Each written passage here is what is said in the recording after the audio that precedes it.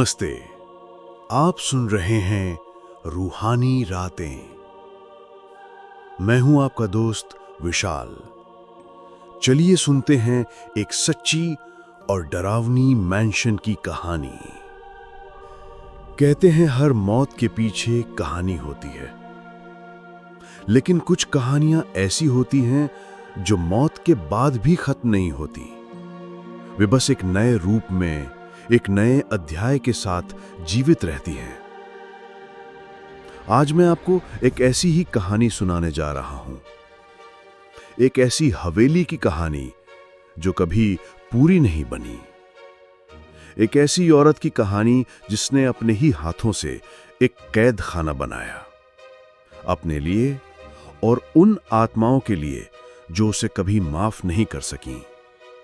ये कहानी है विंचेस्टर मर्डर हाउस की। 1881 अमेरिका। सारा विंचेस्टर एक धनी महिला, एक समर्पित पत्नी और एक प्यारी मां थी। उनका जीवन समृद्धि और खुशी से भरा हुआ था, लेकिन किस्मत को शायद कुछ और ही मंजूर था। अचानक एक के बाद एक उन पर दुखों का पहाड़ टूट पड़ा। पहले उनकी नवजात बेटी की मौत, उस छोटे से जीवन का अंत जिसने उनके दिल को चीर दिया। और फिर कुछ ही सालों के भीतर उनके जीवन साथी, उनके पति की भी मृत्यु हो गई, एक ऐसी बीमारी से जिसे उस समय लाइलाज माना जाता था, ट्यूबरक्लोसिस से। लेकिन सारा के लिए यह केवल एक बीमारी नहीं थी। उन्हें लगा कि यह तो एक भयानक सजा है, एक ऐसी सजा जिसका कारण उन्हें कहीं और नहीं बल्कि अपने ही घर में दिखा। उनके पति के पास विंचेस्टर राइफल का मालिकाना हक था, वही राइफल जिसने अपने तीखे वार से हजारों हजार जिंदगियां ली थीं। और अब सारा को यह विश्वास हो गया था कि उन हजारों अनगिनत मरी हुई आत्माओं का श्राप उनके ही दरवाजे पर आ गया है। उन्हें लगा कि ये आत्माएं उनका पीछा कर रही हैं और उन्हें शांति से जीने नहीं देंगी। अपने इस गहन डर और अशांति के साथ एक दिन सारा ने एक स्पिरिचुअलिस्ट से मिलने का फैसला किया। एक ऐसा व्यक्ति जिसके बारे में कहा जाता था कि वो आत्माओं से बात कर सकता है, उनसे संदेश ला सकता है। स्पिरिचुअलिस्ट ने सारा की बात सुनी और फिर एक अजीबोगरीब बात कही। उसने कहा, अगर तुम जीवित रहना चाहती हो तो एक घर बनाओ, एक ऐसा घर जो कभी पूरा ना हो, क्योंकि जैसे ही घर पूरा होगा वो तुम्हें लेने आ जाएंगे। इस अजीब चेतावनी को सुनकर सारा ने एक कठोर फैसला किया। उन्होंने अपनी पुरानी जिंदगी को पीछे छोड़ा और दूर कैलिफोर्निया के सैन जोसे चली गईं। वहां उन्होंने एक विशाल जमीन खरीदी और बस वहीं से एक ऐसी हवेली की शुरुआत हुई जिसका निर्माण कभी नहीं रुका। 1881 के बाद 38 साल तक, जी हां, पूरे 38 साल, दिन हो या रात, बरसात हो या धूप, सर्दियों की कपकपाती रातें हो या गर्मियों की तपती दोपहरें, निर्माण अनवरत चलता रहता था। हर पल सैकड़ों मजदूरों के हथौड़े की आवाजें उस जमीन पर गूंजती रहती थीं। कोई छुट्टी नहीं, कोई विराम नहीं। जैसे जैसे घर बनता गया, उसकी अजब गजब संरचनाएं सामने आने लगी। यह कोई साधारण घर नहीं था, यह सैकड़ों कमरों का एक जंजाल था, बिना किसी ठोस प्लान के बनाया गया। आपको वहां मिलेंगी सीढ़ियां जो कहीं नहीं जाती, बस बीच हवा में खत्म हो जाती हैं। ऐसे दरवाजे जो सीधे दीवार से टकराते हैं, खुलने पर आपको केवल एक ठोस दीवार ही दिखाई देगी। और खिड़कियां जो फर्श पर खुलती हैं, जी हां, नीचे जमीन पर। गलियां जो खुद को दोहराती थीं, जहां आप बार बार एक ही जगह पर पहुंच जाते थे। यह कोई डिजाइन नहीं था, यह था डर का नक्शा।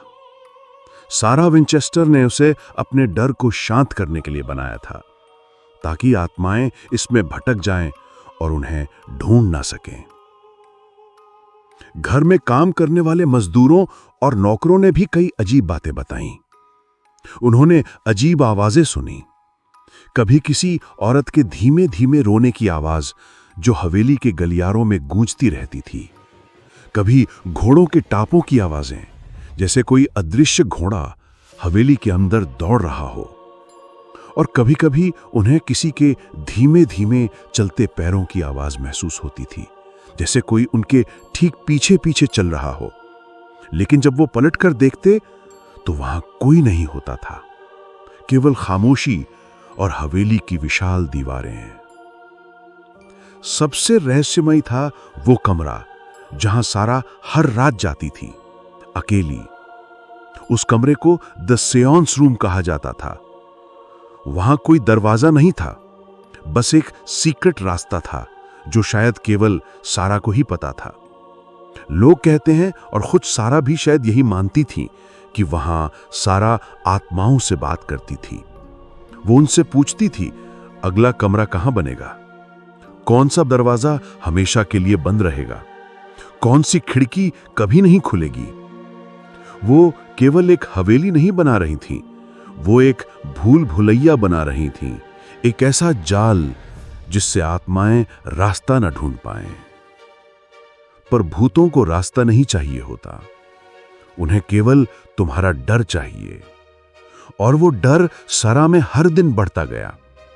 उसे कभी कभी देखा गया बिना कोई आवाज किए एक ही जगह पर घंटों खड़ी रहती, या फिर सीढ़ियों पर धीरे धीरे चढ़ती हुई जैसे कोई उसके ठीक पीछे हो, लेकिन वो कभी मुड़ती नहीं थी।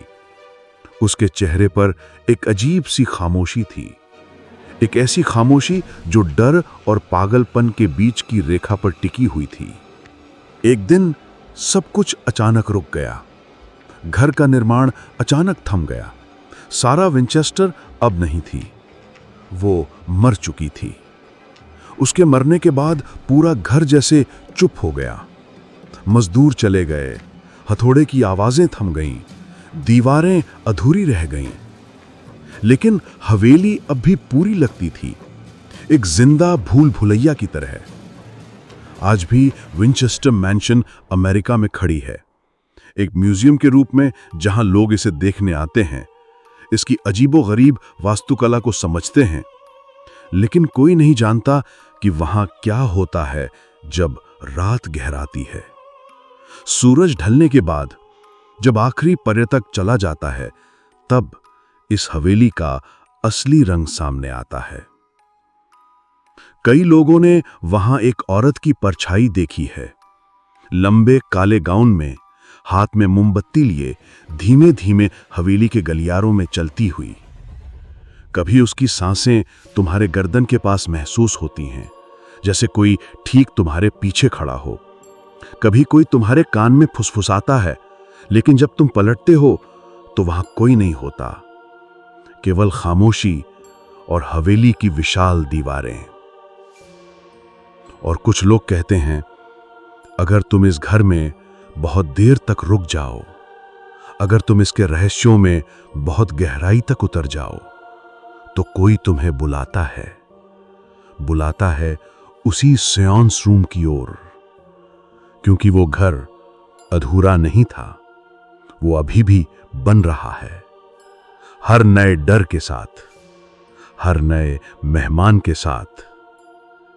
लेकिन सोचो, अगर डर किसी इमारत का आकार ले ले, तो क्या तुम उसमें कदम रखोगे या दूर से देखकर ही लौट आओगे?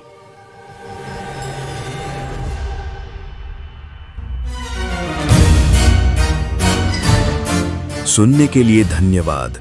आप सुन रहे थे रूहानी रातें। सुनिए रूहानी रातें हर शुक्रवार और शनिवार YouTube पे।